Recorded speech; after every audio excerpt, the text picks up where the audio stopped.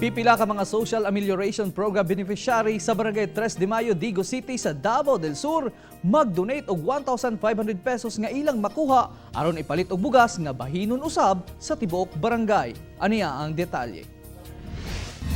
Gilusad sa barangay officials ug mga residente sa Barangay 3 de Mayo, Digo City ang proyektong Bayanihan sa Barangay. Luwasa ang imong silingan kay dili man tanang banay ang makadawat sa SAP. Busa na desisyonan sa mga beneficiary nga mo-donate og tag 1,500 pesos sa ilang madawat. Walay pugsanay ang mong hangyo sa barangay pero tanan miuyon man aron makatabang usab sa ilang silingan nga wala na apil sa ayuda. Oh, sige sang sir, okay lang kayo. Pilabangay man na kay aron po mga katabang pagtauban. Gilaumang makatigom sila og 4 million pesos nga donasyon. Kini ipalit na pud nila og bugas nga bahinon sa tibuok barangay. Sa kwintada, 20 kilos ang mabahin sa matag pamilya.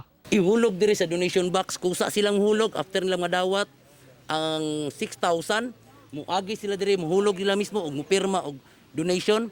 Then kaning kwarta ablihan ni siya mismo live on Facebook.